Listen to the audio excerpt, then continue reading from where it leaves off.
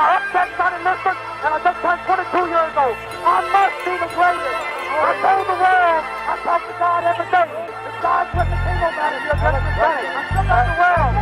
I shook up the world. I shook up the world. I shook up the world. I said, can I be a legend? Search your soul and answer me this question. Do you think I have what it takes to be great, but still be humble and learn from my mistakes? Shit. I don't have a mark on my face, and I upset Sonny Liston, and I just turned 22 years old. I must be the greatest. I told the world, I talk to God every day. If God's with me, ain't no matter, you're just the same. I shook up the world. I shook up the world. I shook up the world. I shook up the world. I said, can I be a legend? Search your soul and answer me this question. Do you think I have what it takes to be great, but still be humble and learn from my mistakes? Shit. I don't have a mark on my face, and I upset Sonny Liston, and I just turned 22 years old. I must be the greatest. I told the world, I talk to God every day. If God's with me, ain't no matter, you're just the same. I shook up the world. I shook up the world. I shook up the world.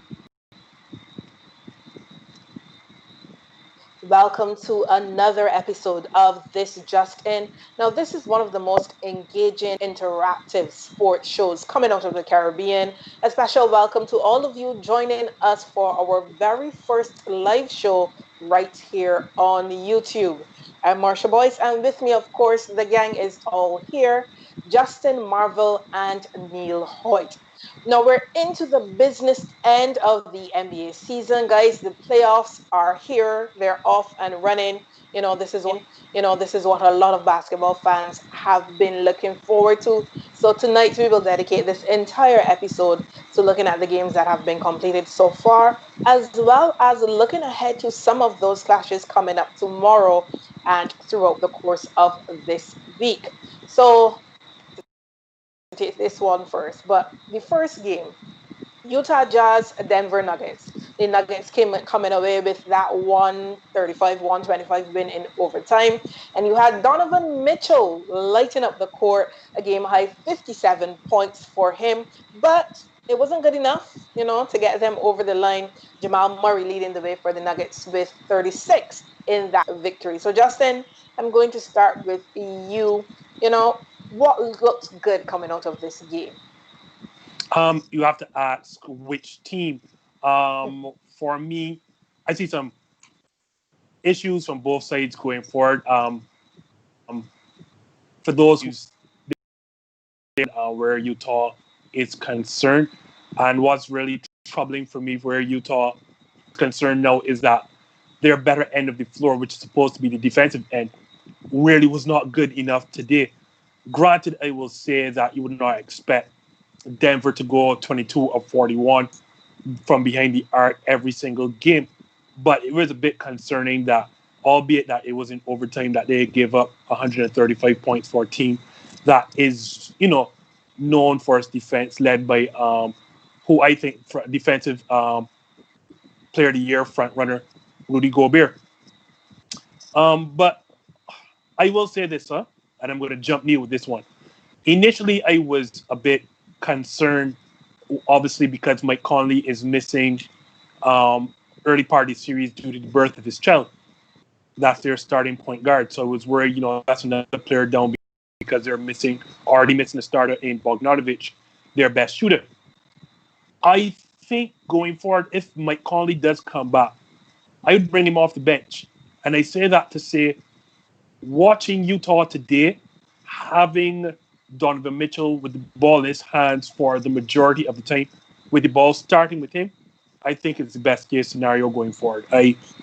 Him playing off the ball more and having Mike Conley on it, I don't think is going to suit the team best going forward. We sat down and saw how explosive the team was when they were running simple, either high pick and rolls with him and Gobert or side pick and rolls with him and Gobert. They never had absolutely no answer whether it was Gobert rolling to the rim. And, Neil and I have spoken about this, I think, on a live 2 weeks ago where I said that Rudy Gobert needed to be better offensively, and we saw that today, especially finishing around the rim. But then when Denver accounted for that, then they had no answer with um, Donovan Mitchell either barreling down the paint off of those pick and rolls, or when they played under the pick and roll, taking jump shots and whatever not. At the same time, we want to say that if you're going to get a franchise playoff high 57 points from Donovan Mitchell, which is surpassed the previous best, I think 50 by Karl Malone in 2000, and you still can get past Denver, then you have problems. And it all goes back again to what I was telling Neil earlier about 2 weeks ago about their three-point shooting. Granted, they got, I think, about 11 threes from both 11 combined threes from Mitchell and Joe Ingles. But the rest of the team went 5 of 20 from behind the arc. And that is not going to get the job done. It certainly is not going to get, it's not going to beat Denver. And even if they do get past Denver, it certainly won't beat any two Lakers teams. Sorry, the two LA teams. So like that can't be sustained going forward. And I mean, again, you're not going to get 57 points again this series, unlikely for Donovan Mitchell. On the other side, I'm so sorry to sound negative, but I'm concerned with Denver. Like, you shot 22 of 41 from behind the arc, and then barely nose past Utah as it is. And then Donovan Mitchell is what? 6'2", 6'3" at best. But we're going to say 6'2". And you have problems defending a small guard. What's going to happen when you're going to have to face in next round? You're going to have to face Paul George, 6'8", 6'9", Kawhi Leonard, 6'7", 6'8". Like, these bigger wing players who can easily finish at the rim.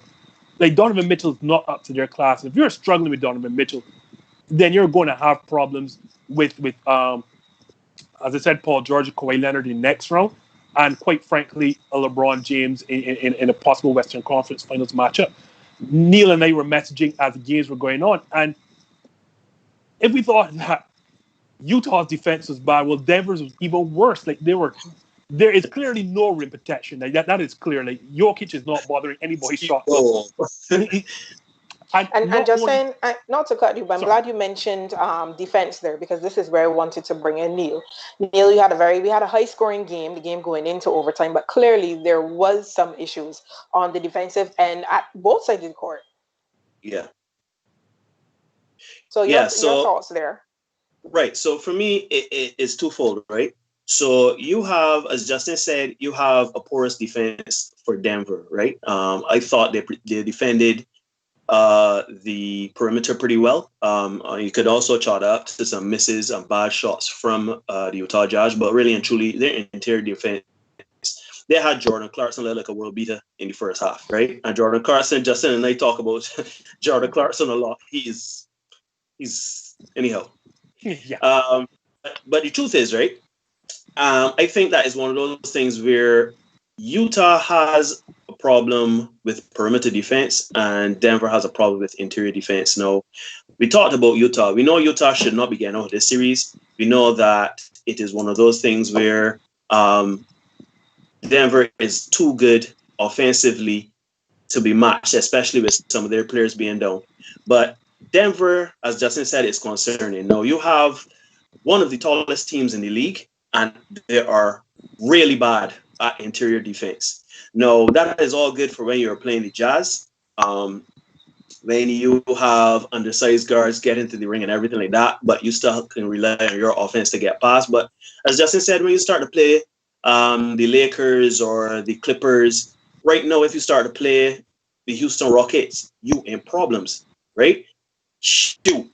I mean, God forbid Portland get past my Lakers, but Damian Lillard and CJ McCollum will have a field day. You understand what I mean? So, and Nurkic, oh my goodness gracious. So it's one of those things that they really have to address. Jokic does not seem to be bothered in helping anybody when it comes to going to the ring, to any players going to the ring. You have Jeremy Grant is a spark plug in terms of getting defensive rebounds and stuff like that. Plumlee is a good spark plug coming off the bench. Millsap is past his prime. He would give you his effort when he can. I am not worried about the offense. As we saw today, the offense is potent. When you had the first quarter and, Jokic was going off, Michael Porter Jr. He went off for a bit. They were hitting shots. Harris hit some shots. They were scoring well without Jamal Murray getting involved as he did in the second quarter and in the third and fourth quarter, right? But the truth remains, man, that perimeter, that inside defense, man, to me, Justin Lake, we like to say that Denver is our dark horse, but the truth of the matter is this dark horse got a big gaping hole in the middle of the paint. And think of the Dallas Mavericks. Think about AD and that porous defense in the middle. Like really just study how they will defend those things again. And then too, as Justin was saying, when you talk about the Clippers and they're clamping down on the perimeter and those 3-point shots aren't coming as they once were in a series like no, and those are drying up and they're frustrating you and moving you off the mark from the perimeter and forcing you to go inside where you have again active hands. Montrezl Harrell going to be in there. I mean, granted they don't have rim protectors, but they have active hands and they kind of clog the key to make it very difficult for finishing. That is a concern for Denver. It's all fine and good when all the threes falling, but when it ain't falling, boy. What I will say though, we talk a lot about the Clippers' depth, and I will try not to be so negative or Debbie Donuts per se with the Nuggets. We saw that they have a lot of depth because two key rotational players, one starter Gary Harris and super sub Will Barton. Neither of them are playing. They haven't played in the bubble so far, and they didn't play today. And yet still, they had so many different contributions. Like you got contributions from, I think Neil mentioned the guy Jeremy Grant off the bench. He was tremendous from behind the arc. Then hold on a second, Monte Morris, backup point guard. He was, I think, had 14 today, and you had so many different contributions. And you say this is a team that is missing two key rotation players, like one starter and one bench player. You also had a makeshift starter. Who am I missing? And Michael Porter Jr. Well, I'm gonna get to him, huh? But yeah, obviously your key players today were oh my gosh, Jokic and Jamal Murray were your key players today. They came up huge. One with 36, Jamal Murray, and Jokic 29 and 10. But as I keep saying, the difference to me in this Denver team is getting a lottery pick, such as Michael Porter Jr. to add to a team that's already good. We know that his back was hurt coming out of that draft, and that's why he slid so low. And he also he ain't chimed in. He had a good game as well. What I find a bit wary though and concerned is that Michael Malone, the coach, Mike Malone, he didn't play Michael Porter Jr. in very key moments down the stretch in overtime or now down the stretch in fourth quarter. He reserved those minutes to Jeremy Grant. Even though, as you know, I love to use plus minus Neil. Even though Michael Porter Jr. had, let me check. I think he had plus minus. Yeah, he had a positive plus minus in this game. So it's very concerning to me that that Malone still did not play the man down in key moments. So it tells me there's a trust level that he still has to earn as a young player going forward these playoffs. So as much as I despise the interior defense of this team, the depth is like we keep talking about the Clippers' depth and mentioning Denver's depth. Denver's is very, very deep, can score from 1 to 12. Consider Bobo didn't play. Consider Bobo didn't play. Now, granted, he's a young player too, and you don't know what he will bring when the lights are brightest, but he is a talent that can give you a bit of problems on that perimeter. But it was Sam Marshall, and all Utah has to be telling themselves, like, if I get 57 points from Donovan Mitchell, I get 11 combined threes on a team that does not shoot well between him and Joe Ingles, and we still can beat Denver, then this doesn't bode well for Utah going forward. But I don't want to be... That's the question. Oh, sorry, go ahead, Marsha. That's the question I want to pose to both of you. What now can Utah do to come back in this series? In some of the pre-game analysis, there was a talk that Rudy Gobert had to be great in order for the Jazz to have any hope. So do they have the personnel that is to at least level this series, and get a stake in this one? Yes, I feel that. I mean, you don't take a team to overtime and not, have the ability to beat them. I will say, I think Aaron made, and I understood why Quinn Snyder did it. As much as Donovan Mitchell was unable the point guard to start, he started the offense through Joe Ingles because Ingles is a very, very good passer, elite passer, and playmaker, et cetera, et cetera. Slow, but you can start your offense through him. But as you saw, when they did that, Donovan Mitchell wasn't as effective off the ball, wasn't aggressive. So, yes, they were getting open looks for everybody else, but as we know, Utah does not shoot very well from the perimeter without Bogdanovic. The game turned because Denver went up double digits very early.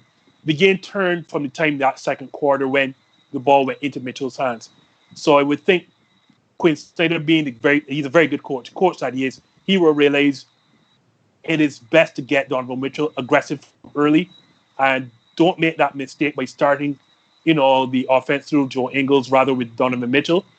And you talk about personnel, just remember that at some point in time, I guess once he quarantines, because I think Mike Conley Jr. has been getting tested. Yeah, he's getting tested every single day. So his quarantine period when he comes back is going to be only 4 days. So whenever he gets back, that is an all-star caliber player.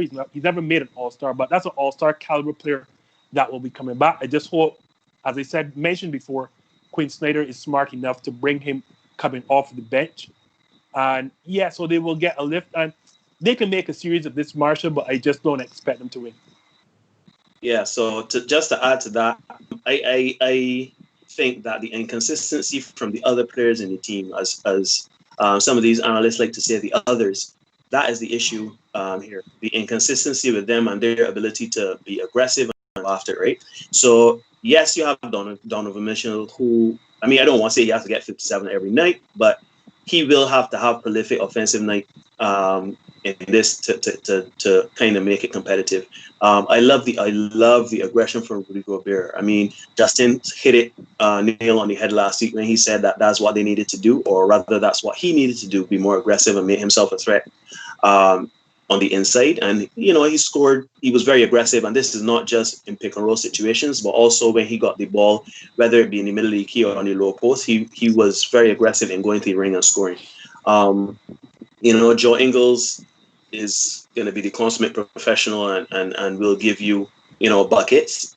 But the issue here is the inconsistency aside from the perimeter defense, the issue I have here is more so the other players. The other players, even if you get about Mike Conley Jr., if you get about Mike Conley Jr., you get, the other players, Bogdanovic and everything, you get them back. Then, you still need them to perform, right? When you look at, they lost by 10 and they went to overtime. As Justin said, it should give you kind of motivation to say that you can beat this team, or at least you can make it a very competitive team and stretch it to a 7-game series. But the challenge here is making sure that they can not have to depend solely and wholly on Donovan Mitchell. Now, Donovan Mitchell and playoffs is all about adjustments, Justin. That at some point they're going to understand that Donovan Mitchell is going to be clamped down and they're going to have to find another way to get scoring. So, and that's my problem there, Neil. Where is that scoring going to come from when you take the ball out of Donovan Mitchell's hands? Like we saw Jordan Clarkson score 18 off the bench, and I think he's also the reason that they were able to stay in that first half. But on the flip side, I want you to know for all those 18 points that Jordan Clarkson provided off the bench, I think it was a ridiculous minus 13. That's what he's saying. Like that 18 points. If you're looking at the stat sheet, that 18 points look good. But my goodness, having watched the game, yeah, that's what I'm saying. Particularly that first quarter. That boy cannot mark anyone. So when you see the 18 points, that's tremendous. But then you have to ask yourself, what's happening on the other end? And for a team that relies so prominently on defense, Jordan Clarkson is not a man right now that I don't know that Quinn Snyder is going to give major minutes to. Yeah. The problem is, as I said before, when Denver inevitably makes that switch, that adjustment, as well, we're going to trap this pick and roll, or we're going to hedge it a little harder, then somebody's going to have to step up scoring. And if you're not going to play Jordan Clarkson major minutes because of his fear on defense, then where are these points going to come from? But just to before we wrap up this segment, I just want to say about Jordan Clarkson. Even if you rely on Jordan Clarkson to be that option after Donovan Mitchell is clamped down or whatever, this boy doesn't make any plays. All he does is look to score, and that is a problem because at the end of the day, still, yes, you may be able to put the ball in the basket at times, but there's the playoffs, right? You got to be able to play mate. You got to be able to find the open shooters in the corners. Drive and kick. You got to be able to operate in a pick and roll situation. You have to be willing to find these players in all of these different shots. Jordan Clarkson's get the ball, beat the dots off it, and find the bucket. So I know what Quinn Snyder can do there. 4-1, Marcia. 4-1 is your final prediction. Yeah, 4-1. Well, at least you've given them one, and you haven't predicted a sweep. So that was game one in that Western Conference first set of playoffs. And looking at the East, we also had a result there for the defending champions, Toronto Raptors, a 24-point victory. Here's your sweep coming down, Marcia. A 24-point victory. A 24-point victory over the Brooklyn Nets with Fred Van Fleet, stop scoring there with 30-odd points and 11 assists. So, Neil, I'm going to come to you. What are your expectations for the Raptors? I know they're the defending champions, but not a lot of hype surrounds them in terms of being able to actually lift the title again. Right. So, to get it out of the way, the Nets ain't got a chance, right? I understand you got to be real positive, and you got to say, we can do this. And as a coach, you got to say things like, we can draw it, we could beat anybody, it's 0-0 and all that, right? But not one in them. Anyhow, as to your question, not even one, close one.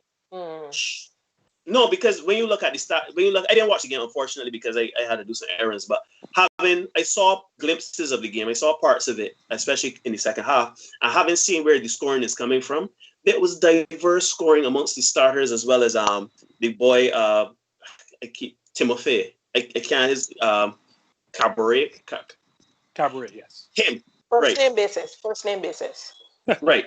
He played very well coming off the bench, giving him 22 points, and he was relatively efficient. But the problem is that you get diverse scoring from your starters. You get some thing off the bench. But after Timothy, there ain't nothing. Right? But that's not what we're talking about here. What the question you asked me is about the Raptors. What I believe is that the Raptors, as I predicted, they're my dark horse. First things first to come out of the East, and they're also a team that benefits from the current situation going into the bubble. Right? They are defending champions, and no one looking at them. No one is. I mean, they're respected as a basketball club and having talented players on their teams and being well coached. But in terms of them doing going to the Eastern Conference Finals or going to the finals, no one is really looking at them to say, they seem not to be in the conversation. Right, they're not there, but that is perfect for them because as we saw today, they have veteran pieces. When you have Van Vliet is playing. I don't know, that playoff series, the finals last year gave him such a boost, and his confidence offensively is off the charts. Right. Kyle Lowry, he was going to be that steady point to give you 15 to 20 points a game, 8-9 assists.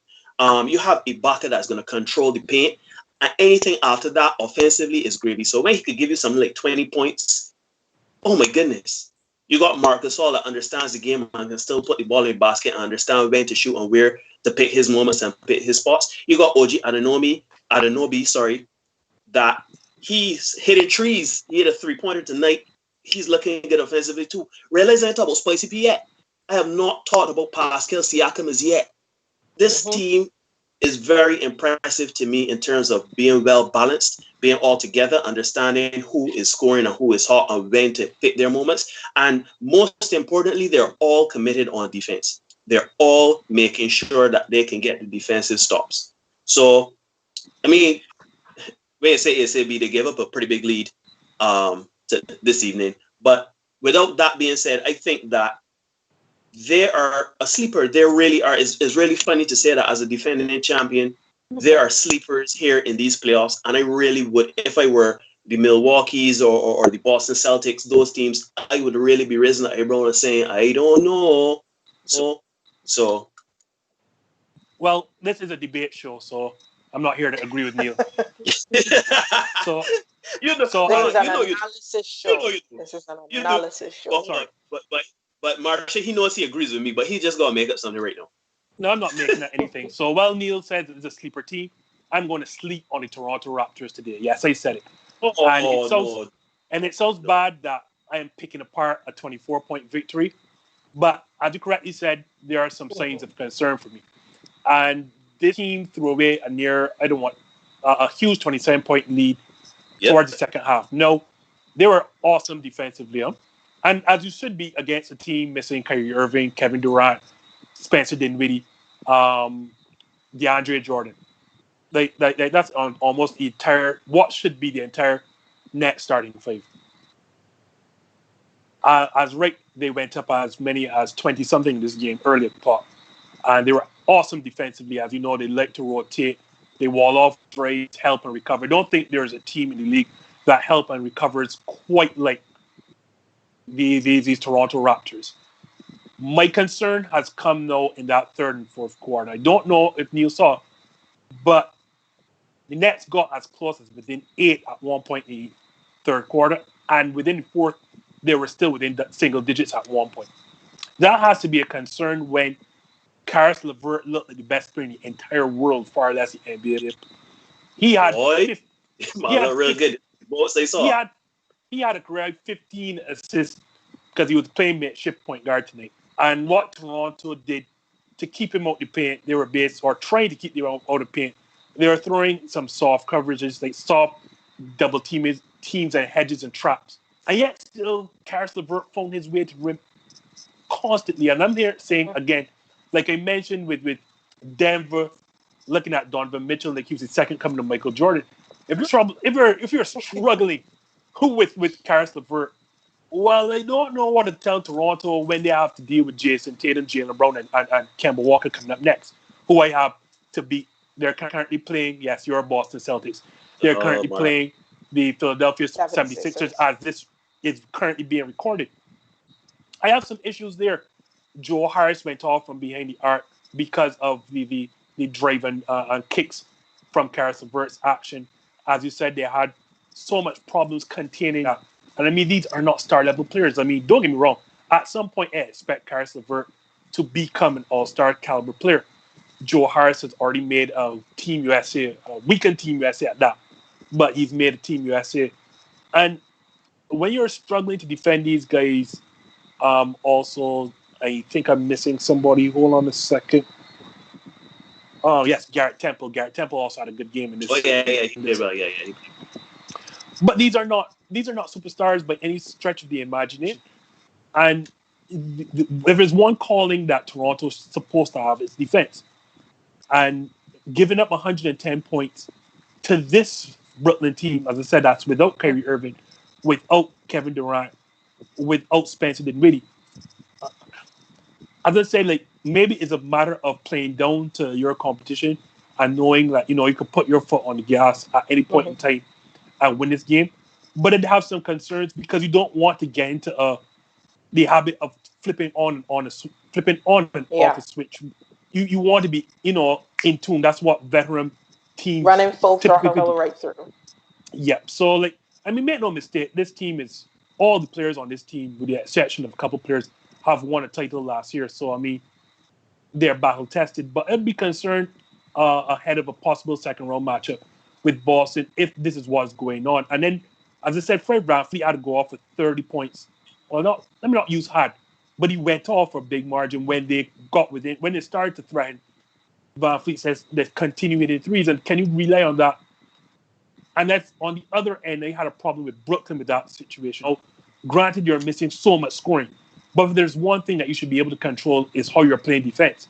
And you can't be consistently giving up open jump shots to VanVleet and to Kyle Lowry, to Pascal Siakam, to Anunoby, and expect to win games. Like, Milwaukee found that out the hard way in the Eastern Conference Finals. They were overly concerned with protecting the play, and they paid the price when Van Fleet went off.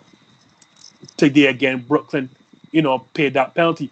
So as Neil said, playoffs is all about adjustments. So I would like to see when Brooklyn inevitably makes that adjustment as to make these players finish over contested shots instead of giving up open. I want to see how good Toronto is for the rest of the series. The unfortunate situation is that Brooklyn is just overmatched, so I don't see no winning a single game. No. But we'll see it going forward. No, the good thing about being here on YouTube, right, Marsha, is that I can see comments. So I can see Larry Marshall saying that Justin Marvel is equivalent to Stephen A. Smith, right? No, the reason what yes he did. The reason why I agree with Larry saying that you're like Stephen A. Smith is because you really are a Debbie Downer. Now, this is the first game of the playoffs. We both know that adjustments will be made. Granted, some of the players from the Nets look like world beaters, Karis LeVert and Timothy, they look really good. And there were some guys from the perimeter that were unable to be stopped. But let's be honest, Justin. When they make the adjustments, right? And all of those things get cut out, I think they're well aware, the Toronto Raptors, they're well aware that waiting in the wings are either waiting in the wings, the Boston Celtics. They know further on they're going to have to see the Milwaukee Bucks. They know exactly what those teams are about, and they have been watching those teams for the entire season. You don't have to worry too much about the 76ers anymore. The Miami Heat, sorry, Larry, but don't really have to. I mean, granted, they do have shooters, but I think that if they were to beat the Pacers, they will be prepared. They will sharpen that perimeter defense and their interior defense to make sure that those players are not going to be effective from the wing and to carve them up as they did on the interior. So I am not worried about the Toronto Raptors. I still have them as my dark horse. I still have them to upset somebody's apple cart later on in the playoffs. I just think that you are being you. I don't know, man. I mean, today was just feeling out. The thing is, everyone is a team except for me, and I can understand why. But again, it's playoff basketball, and the Brooklyn Nets again, they're just complete outmatched. Like, reality is they shouldn't be here, but I'm not saying they shouldn't be here, but they're missing so much. This reality is not what the Brooklyn Nets would look like at full strength, not even nearly. Mm-hmm. My concern is what will Toronto look like against players who can, I don't want to say actually play, but against actual star players. So I'm not going to judge Toronto on what we're seeing right now. Whenever Boston gets... Justin, how does the Toronto Raptors look against the Milwaukee Bucks? Pardon me? How do the Toronto Raptors look against the Milwaukee Bucks throughout the regular season? Oh, they look tremendously well. But again, we're going to find out. This is no longer the regular season. This is the postseason. So I'm going to find out. I'm going to wait to pass judgment. Whenever Marsh's Boston takes care of Philadelphia, and I do expect that to happen, I will pass judgment. We don't need to talk about that. I will pass judgment there when they're going to have to deal with the likes of, as I said, Jason Tatum, Jaylen Brown, Kemba Walker, and Gordon Hayward. When they're going to have to deal with that four-headed monster, then it will deal with judgment. Because it's all nice and good like when the ball is moving around, and Toronto does move the ball around very, very well. But what happens when things get tight? And again, I guess I'm a bit of a elitist in basketball. I have an issue where looking at a contender where your best player is Pascal Siakam. This is not to say that Pascal Siakam is not a good player and an all-star player. All-star, I would just about say put all-star in front of that Pascal Siakam. What? Yeah, I'll put some respect on Pascal Siakam's name. But is that player, is he good enough of a player to get them out of the Eastern Conference Finals? And I have to say no. What about whether the supporting cast he has is enough for him and not necessarily him being the standout? So I'll get there. Right. Like Toronto's starting five is tremendous. I'd go as far as to say it's one of the best in the league. Without a true superstar, like, is very, very, very good. There are no holes per se. There are no deficiencies in this starting five. This is not last year's Toronto Raptors. I want to remind people, because when things got tight, I think people keep forgetting. You can't have it both ways. You can't, on the one hand, say Kawhi Leonard is a player for the ages because he had a playoff run for the ages last season. And then you turn around and say, oh, but these Toronto Raptors. Like, it just doesn't go well. Hold on a minute. Hold on, I'm going to finish this. I'm going to No, finish let this me for start you. debate, man. Let me debate. I get that they had a fantastic regular season, huh?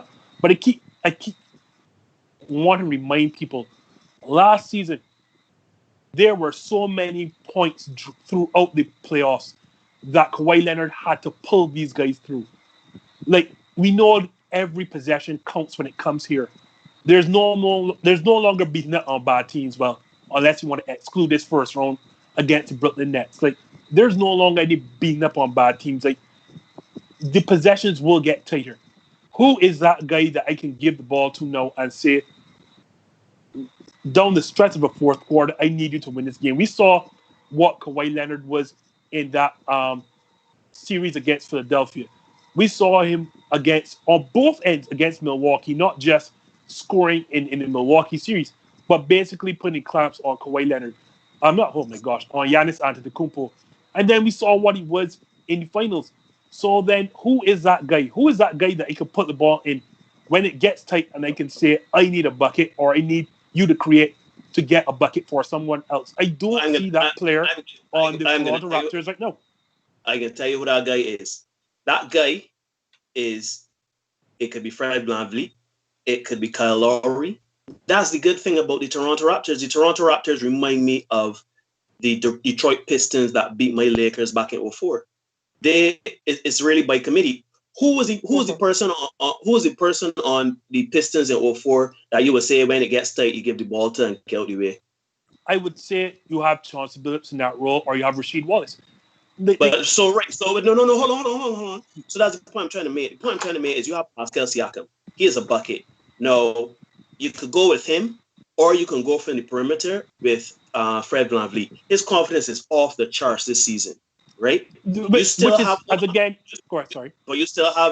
Normal Powell. I think Normal Powell, who still can give you long range shots from the corner, right? OG Anunoby is playing really, really well, right? So to me, it's by committee. It really is a team effort here. It is not like, to me, I get the sense that this team right now understands, and I think they've understood from the beginning of the season that Kawhi Leonard is going to came up through that door. And we have no other superstar in this locker room other than... So we all have to turn up. So we all have to turn up. And that's why I believe that the Toronto Raptors will shock people. And I actually believe that some of these teams, like the Boston Celtics and the Milwaukee Bucks, they'll be thinking they don't have a superstar. We have the superstars. We are going to win this series. Yes, it can be grind out. Yes, it can be competitive, but we are going to win these series. And I think Toronto Raptors are relishing that underdog role as defending champs because I will agree they have all the parts. They have all the parts. They have that when it gets to crunch time, as a unit, you don't know where it's coming from. I agree with you, Neil. And I have Boston to beat them in the second round. You heard it here first, folks.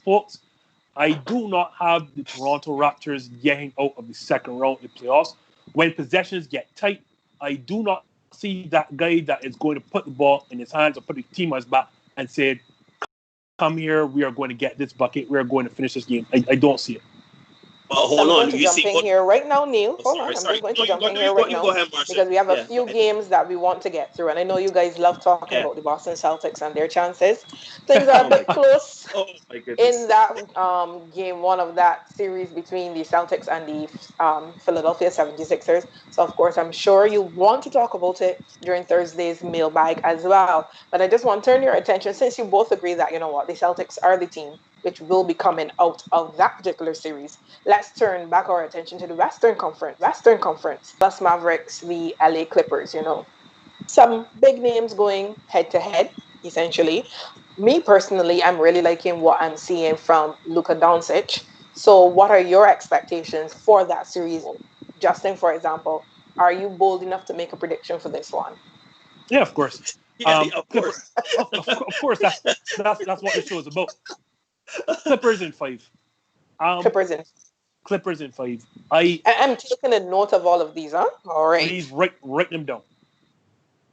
I love Luka Doncic. I think he is if you had to ask me right now, one of my 3 favorite players in the league alongside LeBron James and Giannis Antetokounmpo. Like, he is so far ahead of what he should be as a 20, 21-year-old. with the exception of LeBron James, there's nobody who manipulates on offense quite like Luka. Like I sat down and watched a breakdown video of him on pick and rolls, especially, and what he sees as a 21-year-old, it is ridiculous. I love his size, and he's not fast. He is about 6'8", like 220 or so, but he's so crafty, so smart. Plays defenses with his ability to get enemy. Just so crafty, the ability to get into the lane, shoot the three, finish at the rim. Though he doesn't really finish above the rim, his ability to finish at the rim with contact because of his size. And then a pick and pop with him and Kristaps Porzingis is so much problems because, as I said, like, your big man has to come out and defend that. And I mean, if you're not attached to Kristaps when Luka turns the corner off that pick and roll, then the reality is that you're going to hit him and Kristaps going to hit that three. If you're late on recovering, Kristaps can blow past you, put it on the ground and finish at the rim. And then if you're attached to Kristaps Porzingis, then obviously Luka coming over the top of that screen, they have an entire key and a bevy of three-point shooters around him with Seth Curry, Tim Hardaway Jr. You know, you can go on and on. They have a very decent bench. My issue is that the Clippers have so many players, great wing defenders that they can throw at him. Mm-hmm. Starting with Kawhi Leonard. Kawhi Leonard is big and strong the same way. So it is not a matter of Luka bullying his way or because when Luka gets a smaller guard, believe you me, when he gets him on his hip, there is no recovery. But as we know, Kawhi Leonard is so very strong. So it is a situation where Luka can bully Kawhi Leonard. And then you have an equally as like a terrific wing defender in Paul George. And they have the length to disrupt Luka Doncic's passes. Granted, Luka is 6'8", 6'9", so it helps that he can see over the top of most defenders and make those passes. But unlike other teams, because their wing defenders are so good and so big, they don't have to send the extra help that other teams do against Dallas, thereby opening up those shooters that I've mentioned before. So that's why I think Dallas is going to struggle to a bit. Like, by numbers, why they think they have the most efficient offense in the history of the NBA, and that's all because of how great Luka Doncic is. But they're going to make him work. Between Kawhi Leonard and Paul George, they're going to make him work. I think Dallas, to counter that, is going to have to screen away from one of those two players. So whoever, let us say, for argument's sake, whoever Pat Beverly is marking, or if Lou Williams is on the court, whoever that person is marking, whoever big, let's say like a Montrezl Harrell or Zubac, like whoever that person is marking, that person is going to set the screen for Luka so Luka can go downhill. But again, as I said, you're going to see a lot of traps, a lot of soft double teams. They're going to come to muck up the passing lanes and muck up Luka. I think Luka and Kristaps by themselves are going to be good enough to combine for one game. But again, these are two players. We often talk about it on the show. Playoffs are won by veteran teams. Young players typically don't do well, especially in their first playoff series. And this is indeed Kristaps and Luka's first playoff series. So I don't expect them to beat somebody like Kawhi, who's has 2 titles already and 2 finals MVPs. Paul George, who's gone through a multiple run of deep playoff series. So I think the two of them combined are going to be good enough to win a game. But no, I just don't see them getting past the Clippers. Yeah, so I agree with everything that Justin said, but just to add my commentary to it, so you also agree with the 4-1 scoreline, Neil? Yeah, I can't go to 6. I can't go 6 or 7. Because Justin hit the nail on the head, right? I think that when you put Kawhi Leonard, you could put Kawhi Leonard, Paul George, or even if you put Pat Beverly. Yes, Pat Beverly is a smaller guard, and he will, be abused pretty much by Luka Doncic. But I personally, if it was Doc Rivers, I would put Pat Beverly on him for a couple of stretches, simply to get in his head and see what he is made of. This is his first playoff series, and Pat Beverly, he's an adjutant. He's an irritant. He's a person that gets under your skin and really sees who you are as a player, right? To see if you're tough. No, Luka Doncic he's been a pro since he was 15, so chances are he will meet that challenge. But it is at least worth seeing to see what kind of player he would be. The truth of the matter is that the Clippers can use this opportunity, see how their defense can handle players like Luka Doncic and Porzingis, because these really are the poor man's version of LeBron James and Anthony Davis, who this team really is constructed to handle the Los Angeles Lakers. So to me, if I were the Clippers and Doc Rivers, I would be looking to use this opportunity to sharpen my defense on the perimeter as well as that pick and roll option. Justin did give some suggestions from screening opposite certain players, but I would use this opportunity to get my defensive schemes kind of tightened up so that when you meet players like, for example, you never know, you may meet. I think if they win this, they're gonna meet the Denver Nuggets. Yes, they will meet the Denver Nuggets. Right. So if they meet the Denver Nuggets, the winner of the Denver Nuggets Utah Jazz series. Sorry. Right. So the Denver Nuggets, I don't want to be like that, but no. But seriously, right? If they have to face off against the Denver Nuggets, or even if the same Utah Jazz, you still have a big little combination there, a prolific wing player as well as a threat down low. Granted, Rudy Gobert is nowhere near Kristaps Porzingis on the offensive end, but you know what? This gives you the opportunity to sharpen your defense, so that when you go against the Nuggets or you go against the Lakers, you are well prepared for what is going to happen, right? You know that Luka Doncic and Kristaps Porzingis are really good offensive players, but one, you got to show me how that looks in a mucky, dirty, as Justin said, mucky, dirty, clogging up the key, trapping, Pat Beverly in your ear like a mosquito. You got to show me what you're made of in that situation, because we know you got Montrezl Harrell, you got Lou Williams that just can come off, Sweet Lou can come off the bench and get on Magic City wing special, 20 points off the bench.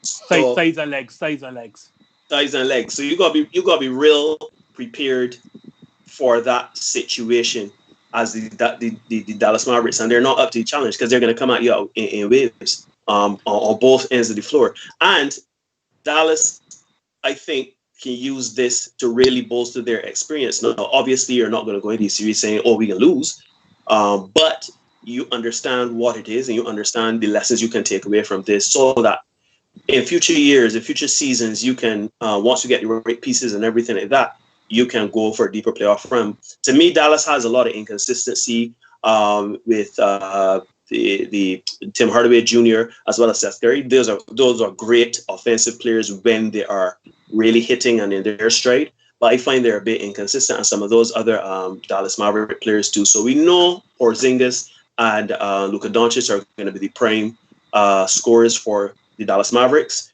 But to me, this is just a barometer for both teams. For the Clippers, for the later challenges of the the Lakers and the Nuggets, but also too for the Dallas Mavericks going forward in future seasons on how they can gain experience to really reach the next level and get over the hump. What I will tell you, though, Marshall, before you go on, if Kristaps Porzingis was that guy who will learn to mix it up and score more, then I'd say that we'd have a more series. But the problem is his style of play, like, just lands right in the Clippers' lap. Like, he likes to just, roam out on the perimeter, settle for jump shots, etc. And the Clippers are adept at locking down the perimeter. They're going to say, well, they're going to use their smaller players who are probably just as strong as Kristaps Porzingis is, and take him off the arc. Like, they have no issue with that. They can go small and mark him if they are so worried about their bigs like Zubac not being able to mobile enough to cover a pick and roll, pick and pop, and roam up there and cover, like, stop Luka's initial drive and then recover out to Porzingis out on the arc. If they're worried about that, they have no issue. They can just go small and mark Porzingis because they're not concerned. Like, with the players that they have, especially the other Morris twin, Marcus Morris, they can mark Kristaps Porzingis on the arc. They can honestly match up with Dallas perimeter wise. If Kristaps was that guy that would learn to dive to ring more and to mix it up a little bit more, I'm not saying he has to become the second coming of Shaq or Tim Duncan, but if every now and then, instead of picking and popping, if you would dive some or just post up when they send small defenders some, then I would say Dallas has a shot at making this a series. But the mere fact that Kristaps doesn't like to mix it up in the paint means that this is exactly what the Clippers want. Now we want to encourage you to keep the conversation going in the comments, and of course be sure to like or subscribe to the channel as well as share so everyone can join into the discussion right here. Now guys, as we have a few minutes remaining, what I'm going to do, we have 4 games coming up tomorrow. So for those first 3 games, I'm going to call the matchup. All I want is your prediction for the series so we can spend some time on the game I'll call last. So first up, Rockets versus Oklahoma City Thunder. Just a prediction for the series. That's a lucky day. That's a lucky day. Call it, Neil. I Call it. And I am making a note. I'll say Rockets in 6. Rockets in 6. All right. I'm glad you're writing this down, right? I'm here. This is a debate show, Marsha. Oklahoma City Thunder in 7. In 7. In all right. 7 games. But the thing is, that's not even a stretch. That is not so, because as you talked about it, Justin, Houston is that team. Houston could go down in 7, or Houston could win and advance in 6. So to me, it's a lucky day. It is a lucky day. We pause on that one because for sure, we'll have more to talk about that. Magic Bucks. 4. We could like 4 love. 4 love. You're assuming 4 love. 4 love to the Bucks. Okay. I'm sorry. 4-0 to the Bucks. Is there a number Same, left? Justin? 0. 4 minus 2. Like if there's 4 to -2. Like the games are going to be so bad that it will not look like you have. It will look like it would be better for us to pick the score. Like how bad would they beat the Magic? It will look like the Magic lost 6 games and not 4. So 4 minus 2. Just sticking then with the Eastern Conference Heat Pacers predictions. I can go with the Heat simply because the Pacers they have Sabonis. I think he's injured. They have some other niggling injuries there. Victor Oladipo is not really at 100%. He's now coming back from the injury. So I would give that to the Heat. The Heat have great shooters. Jimmy Butler is Jimmy Butler. And we want the series score. I'm sorry. Again, I gotta go Heat in 4. In 6. Sorry, in 6. Heat in 6. Okay. Yeah. Justin? I can't say in 6 because Neil said it. So Heat in 5. So you're being a contrarian. No, honestly, I was going to say Heat in 5. Neil mentioned without Sabonis there's easily their second best player. Oladipo not at his utmost best. I think the only reason that I give Indiana a game is because that they're so good defensively that you can't take them out. In any game from one game to next, that Indiana is likely going to be in it. Like you're not going to run up the scores 130 points on Indiana. So when your defense travels, they're not on the road, but they're in the bubble. They're not going to be home. Defense travels, and I know that Indiana will make it tough to score, but they are not good enough offensively to challenge Miami Heat. As much as I've been told, though, that Kendrick Nunn is not going to be starting. I think he's been struggling with whatever he's going through. Yeah. But Miami is another one of those teams that we don't talk about the depth, like Jimmy Butler, Tyler Hero, Goran Dragic, Crawford. They're so deep. Andre Iguodala. I haven't even mentioned the best 3-point shooting in the league right now in Duncan Robinson. I give Indiana. He's not the best 3-pointer in the league. That's George Hill. Oh yes, it is George. So then, these remaining 3 minutes, I don't know how y'all are going to split 3 minutes between you to talk about all matchups. The Lakers versus the Portland game one of that Western Conference series between those two. Is Damian Lillard all shut out? Did he score all of his points in the regular season? Will those points dry up now? Hold on, Marshall. What he will do because they are Neil's Lakers. I am that guy. I will let Neil have this segment. So go right ahead, Neil. Neil, first start with your prediction and then your analysis quickly. Lakers in 5, right? Lakers in 5. In 5. All right. Yeah, Lakers in 5. No, Damian Lillard is a world beater. Like he would beat the Monstars if they were to come down here and challenge the Looney Tunes. He is that good. He is. We can't say enough about Damian Lillard. CJ McCollum is putting in a very gritty effort with his injury. Nurkic is playing. I mean, I couldn't believe his stat line the other night. He had a triple double with some crazy numbers. So I mean, they are a really good team. Carmelo Anthony, he is playing well and he is in form. So to me, it comes down to wait, I realize I am not seeing my picture. I think I am having a slight issue here with my image. Anyhow, I'm not sure why that is, but I could assume that y'all are still hearing me. Yes, we're still hearing you and seeing you, but yes, on the YouTube channel, for some odd reason, we can see your backdrop, but we can't see you. I am not sure what that is about. I don't know what to do here. So, Justin, you want to take this while I hang up and try reconnecting? Yeah, sure, no problem. All right, you go ahead. Sure, Justin. So you can go ahead. Really, can we expect that 57-point Damian Lillard to show up in that series against LeBron and the others? I expect him to because, as I said, and I've said this on multiple shows, including our lives, there's no Avery Bradley. And the Lakers have shown not only in this bubble, but during the course of the regular season that they have problems marking the perimeter. They're awesome at protecting the paint with Anthony Davis and JaVale McGee, Dwight Howard. They're extremely awesome at protecting the paint, but that's not where the bevy of Portland's points come from. Not just Damian Lillard, but as we know, CJ McCollum. We saw him in that playing game, how well he was down the stretch against the Memphis Grizzlies. Carmelo Anthony hit some big shots down the stretch, and he has become he's just a jump shooter really right now. Gary Trent Jr., he has been awesome this season. I think his third or fourth year from Duke. Let me just put up the Duke shout out there. But Gary Trent Jr. has been good. This is the team that scores in the perimeter. I say Yusuf Nurkic is really good inside the paint, and he has seemed to gotten back to where he was before that injury. But the reality is, for as much as the Lakers will not be able to guard them on the perimeter, the Portland Trailblazers cannot mark them anywhere.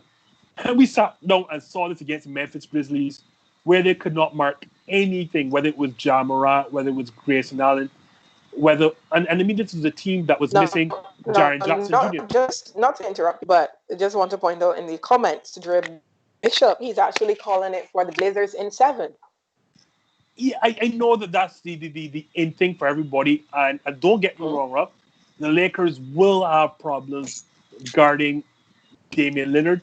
If CJ McCollum's back was not broken, I would make this a tighter series. The reality is, after I watched that Memphis game, and I've seen them in the bubble, not only did Portland had to fight to win every one of their games in a close contest. There were shootouts, Marsha. Granted, the Lakers in this bubble have not been shooting well from the perimeter, but who is going to mark LeBron James? Like, who is that guy? Is it going to be Carmelo Anthony? Like, they do not have a player to match up with LeBron James, nor do they have a player to match up with Anthony Davis. And they just don't mark well, period. I don't see them trying to get into a shootout with the Lakers. And unlike those other teams, Lakers can indeed, during the end of, let's say, down the stretch of a fourth quarter of a tight game, they can simply say, all right, LeBron James, we don't want you marking Damian Lillard for an entire game, but come these last 2-3 minutes, and mark Damian Lillard, and he can get that done. I'm not saying he's going to shut him down, but we saw with Kawhi Leonard, he was able to take the ball out of Kawhi Leonard's hands for 4 straight possessions in their bubble game against the Clippers, and I can't see why he can't do the same against Damian Lillard, and that's my problem there. That if the Trailblazers were any decent defensively, then I can understand my guy Corey, that's what it is, Corey Bishop, going with the Trailblazers in 7, but the reality is that they cannot stop anything. So then what the is Lakers your want to do. prediction? Wait, all this time you didn't give a prediction yet? No, he hasn't given a prediction yet. I put on twice on call, but you still ain't come with a prediction yet? I don't want to be just a contrarian for being a contrarian sake. So the same for one that Neil said, Damian Lillard will be good enough to win a game just by himself, but Damian Lillard cannot stop 5 men on the other hand. Damian Lillard doesn't even play defense anyway, so yeah, Lakers in 5. Yeah, All right then. Right. So now that you can see me and everything like that, I had a call come through. That's why the visuals kind of dropped there from my phone. But yeah, Justin, I heard some of the points Justin made. Who is going to mark LeBron James and Anthony Davis? And the Trailblazers are not a very good defensive team. When you have the greatest basketball player of this generation on the other side, especially now this year, he's in playmaker mode, and you also have Anthony Davis, who is really a handful of offense and he can play defense. It's going to be a challenge. I mean, Jusuf Nurkic, he looked really well in the last game of the season as against the Memphis Grizzlies, playing with a heavy heart with his grandmother passing away. But the truth of the matter is, man, against Anthony Davis, having to play both sides of the ball, that's going to be tough. And the other players for the Trailblazers, we talked about the Lakers and their challenges on the perimeter of the court, right? Their perimeter defense is kind of lacking. But the thing about it is this is the perfect round to get everything sharpened and kind of the kinks out of your defense and to get it to playoff and championship level ready, right? Damian Lillard, he and CJ McCollum can really show you how to play the perimeter defense. If you ain't gonna figure it out, then I know what to tell you. And like Justin said, they're gonna be good enough for one game, and that's it. I will say, Marsha, there is an avenue for a tight series if Danny Green and Contavious Caldwell-Pope, Alex Caruso cannot knock down shots. Kyle Kuzma, if they're not knocking down shots, I was just about to tell you, call Kyle Kuzma name in there, yeah. If they're not knocking down shots and Dion Waiters, if these 4 or 5 perimeter players in question are not knocking down shots, I'm not even saying consistently. If they're not knocking down shots at all, then this could get funny because, like, LeBron James will be scoring at the rim, Anthony Davis will be scoring at the rim. So, like, and the Portland Trail Blazers, basically shoot from beyond the arc. It could get tight, but I don't expect Danny Green and Contavious Caldwell-Pope, Kyle Kuzma, and the likes to go missing for an entire series. So, yeah, I'm calling Lakers in 5. Okay, good. Now, as we wrap up, we have a very special to make. We had our very first giveaway in season 2 on Instagram. And of course, you have to be watching tonight's show to hear just who that special winner would be. So I just want to thank everyone who entered the giveaway. We have lots of names in there, and Justin was the lucky one, obviously. This is Justin to make the draw for the winner of our special prize in conjunction with our sponsor, RMJ Agency. So Justin, go right ahead and let us know who has won that giveaway prize. Drum roll, please. Hold on. As we said, the draw was made randomly. Marsha, I know you remember the name, so I can't. So just call the handle and you can announce the name for me. But that winner, that lucky person from Instagram is JKN2912. That is JKN2912. I know Marsha knows the name First of that name, person. Janae. So yes, Janae, you are the lucky winner of 1 bottle of Appleton Estate rum. That is out of Jamaica, a place that Marsha has studied well and loves so very much, and also the birthplace of my own mother. But yes, you are the winner of a 1 bottle of Appleton Estate rum. So we will be, as we all know, we're carrying the show down to Bubbles this weekend on Saturday, August 22nd. So Janae, anytime between 5 and 7 p.m., you can come meet the gang and collect your bottle of Appleton Estate rum. So congratulations to you, Janae. So if you want to be, to have a chance of winning that prize and you're based in Barbados, you need to follow us on Instagram at this THIS just JUST, the number 1 and the letter N. So it would look like this just N, but with the number 1 substituting for the letter I. You wanted to say something, Justin? Yes, Marsh, you've let out the bye because we have another giveaway. So don't feel bad if you are not Janae and you did not win the first bottle of rum, because guess what? We have a second bottle of rum for you, the same Appleton Estate. So we will start the giveaway again tomorrow and I think we'll close off, I think, on Friday. So you have, 3 days? Oh, sorry, 4, Tuesday, Wednesday, Thursday, and Friday to win yourself a bottle of rum. So don't feel bad or don't go messaging Janae to ask for her bottle of Appleton Estate rum. No, you too can get your bottle as well. So as I said, just follow this Just In on Instagram and follow the rules. You probably have to be following this Just In as well as IMJ agencies or partners. Answer a question and then come on down to Bubba's to pick up your rum. That's right. So that's it for us here on this Just In Another episode 4 in this second season as we look to examine the NBA playoffs. The discussion will continue this Thursday on Instagram for the Mailbag Show at 9 p.m. So you also want to tune in for that. And let us know, your comments, your views.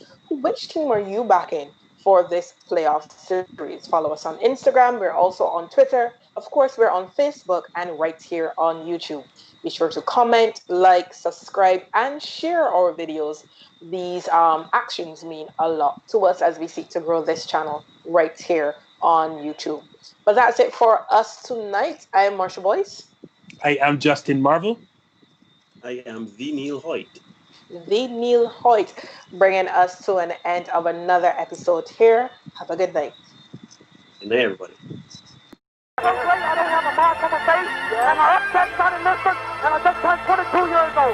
I must be the greatest.